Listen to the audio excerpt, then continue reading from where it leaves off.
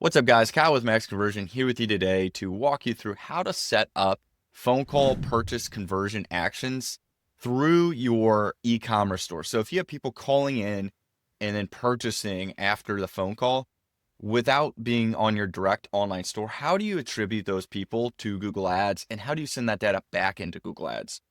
This tutorial is going to walk you through step by step on how we did it for a company and how you can do it as well. So let's jump into it. So the first thing that you're going to want to do is log into your Google Ads account, and we're going to set up the purchase conversion action. So what we're going to do is we're actually going to set it up as a converted lead. And we've got one here, and we want to set it up as website import clicks. So what we're doing here is we're going to create a conversion action. And then what we're going to click is converted lead. You guys can also do qualified lead. It can be whatever you choose, just sending that data back into Google Ads. Make sure you select conversions offline, and we'll hit save and continue. Now we're going to hit see all and go down to converted lead and then create conversion.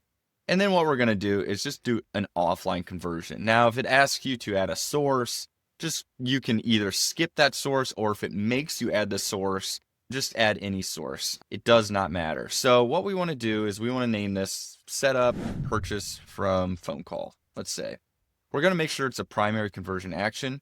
This is very important. We want to use a different value for each conversion because you might have a purchase that's $500, one that's $1,500. It needs to be different every single time. Now, if this is an e-commerce store that they purchase frequently, where it's they call in, they purchase once, they purchase a month later, that is great. However, if they really only purchase one time, you only need this. Now, the thing to keep in mind is we've got this click-through conversion window. So this is how long can a conversion happen after somebody actually clicked on your ad? So if they clicked on your ad and 100 days later they convert, it won't count as a conversion because they're not within that 90-day window. And you can't set it any longer than 90 days because if you try, you can see that it's got to be between 1 and 90. So set it to 90 days. That conversion should happen within that time period. If it doesn't, it'll be really tough to attribute it back into Google Ads. Engage view conversion window is for video engagement, so this is not really necessary if you're running a shopping campaign.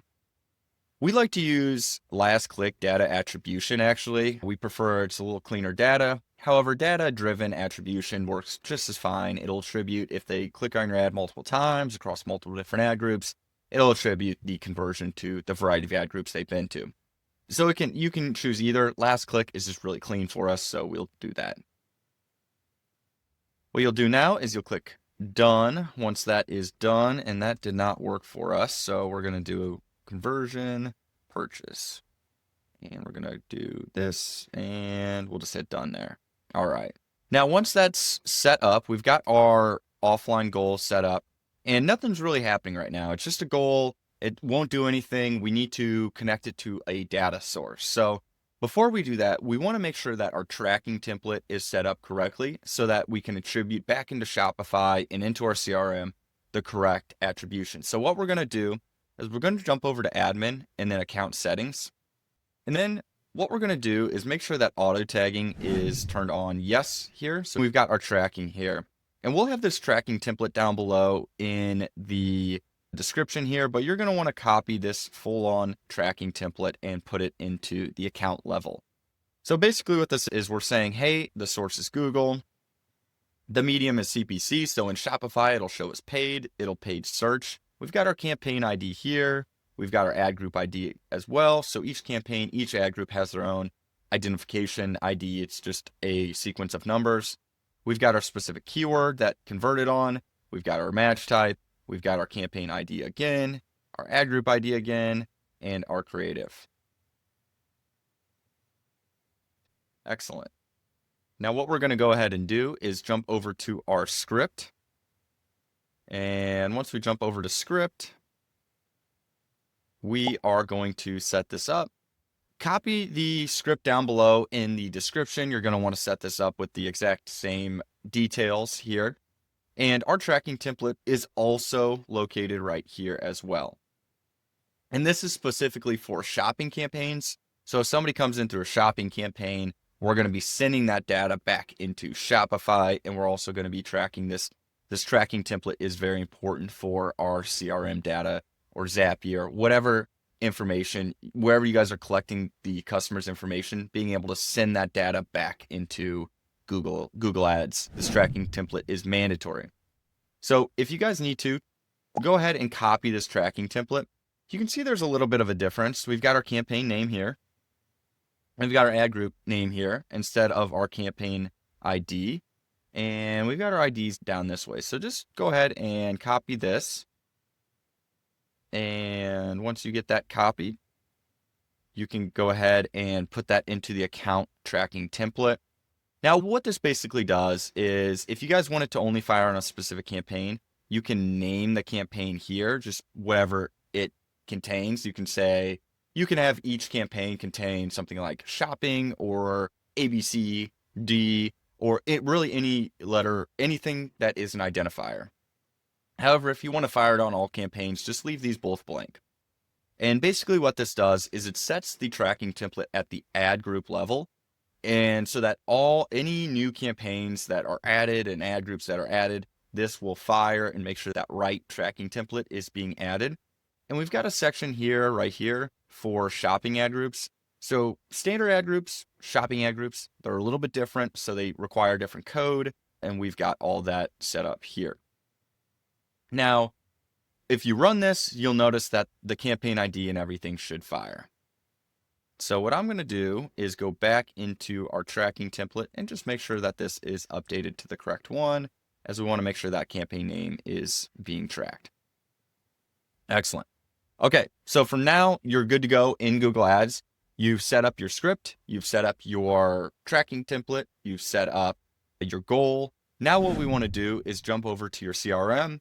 All CRMs are going to have different capabilities. So if you're using high level for this, might be different than if you're using Salesforce, if you're using HubSpot. These are all going to be a little bit different, but the setup is going to be very similar. You might need to integrate a Zapier connection, an automation, or a Make.com automation. However, if you follow these steps, it gives you the general rule of thumb. We're going to be using high level for this setup. So let's jump over there. Okay, so while we're in high level, we've got our automation set up. So this is something you might do in Zapier, but I'm going to walk you guys through exactly what automations we're using. So we've got two here. We've got our capture and store the Google Click ID. We've got our conversion firing. So we have ban and cart checkout and web chat as well, but we're going to be focused on phone numbers. These are all very similar setups. And then we've got our Google Ads order placed conversion action. So whenever something happens, we send that data back into Google Ads. And so the first one you're going to want to set up is a dynamic number pool. So if you guys do have phone calls coming in, this is step one, is you need to run a number pool. You cannot run a static number. So if you're running it to your direct landline for your business without a forwarding number, it's not going to work. If you guys are running it to a forwarding number, but it's only one number, it's not going to work. It's got to use a number pool, and it's got to be on the landing page of the website. Vital. Without that, you guys cannot track the UTM parameters that are associated with the conversion that happens. You will never get that information. So Google will never know that lead is coming from Google Ads will never know that contact is coming from Google Ads. You won't be able to capture that Google Click ID. First thing that we're going to want to do is set up this dynamic number pool. So if we go in here, we've got a very simple conversion action firing. We've got call coming in, incoming, it goes directly to, it comes into that number pool. And this is across the website. So this could be SEO, this could be direct, this could be YouTube, it could be anywhere. And then we've got add to Google Ads. Now, the thing with this is this conversion action right here, it's got to have a Google Click ID associated with the contact. If it doesn't have a Google Click ID associated with the contact, then it simply just does not fire. So if somebody comes in through organic search or direct, this conversion action will not fire. So it filters out for us, basically. So this is the first thing, is we've got our Google Ads call conversion happening here. Google's gathering that data. It's able to send that conversion data back into Google Ads. So whenever they call, they might purchase 30 days later. This is step one. Make sure that you have that set up. Now, step two is whenever they call in, we want to make sure that our Google Click ID is being connected to a certain contact. And so the way we set this up is we have a custom field here. It's called Google Click _ads. This can be named anything. It can be named Google Click ID. It can be named ads ID. It can be named anything. Don't get held up on the name. And simply what it is, it's just a single line of text that connects to this contact here, right? Connects to the contact, it's a custom field. We're basically just storing the Google Click ID. This is to make sure and verify that our tracking is being set up correctly. And that we always store a Google Click ID with a contact. And so once that you have that custom field, then what you're going to want to do is you're going to want to set up this automation. Basically, whenever a contact is created, so a phone call comes in and it's added to your CRM, whenever that contact's created, that should automatically, you have a Google Click ID associated with that contact within high level. And so what we're seeing here is contact created. We wait 1 minute because we want that attribution, that Google Click ID to be associated with that contact. If we add it right away, it likely won't be added. So we wait a minute just to make sure and not miss any. We update the Google Click ID field. So we've got this contact.attributionsource.Google Click ID. You have this right here. This pulls the Google Click ID from the contact and adds it to this custom field. Very important, just so we always have that there. And this is not necessary. This is just a tag that we have set up to where we went through all the contacts and added a Google Click ID. So really you just need contact created, wait 1 minute, and update the Google Click ID field. Perfect. Okay. So now once you have that set up, is what we're going to do is set up our purchase conversion action. So your purchase conversion action can look different, but you want to make sure that there's a value associated with the user once it triggers. So in this specific example, when they change to a different pipeline stage, we know that at that time it's a manual opportunity change. We know that individual has a value associated with them. They did purchase, and it's basically we're in the midst of shipping the order, verifying the order, but the customer has paid for the order. So that's very important. It doesn't have to be triggered on a one opportunity, as a sales cycle and shipping could take a long time. Like if you guys, for example, are doing fitness equipment, you've got maybe a 20-day shipping period where you package it, you ship it. You got 20 days before it's considered a one opportunity, but you get paid first before you ship it.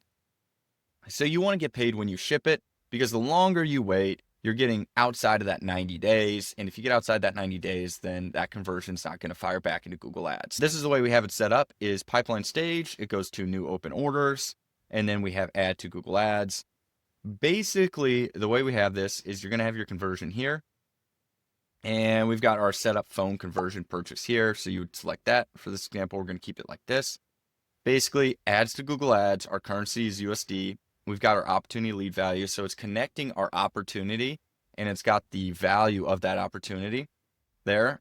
And then this is where it's important: is previously we had this turned off on our other setup, right? So if we look at our other setups like this one, we simply just have this turned off. However, what we've noticed with this is that when we have this set up, sometimes it can miss conversion action on a contact. Even though the contact click ID is there, it can sometimes miss it. So this is very important, where we're pulling that Google Click ID from the contact, and we always have that backup custom field to where we know, hey, this contact, this person did have a Google Click ID. It just did not fire. Why did it not fire? And we always could put that custom form field there, right? So we could do Click ID, and we've got this one right here.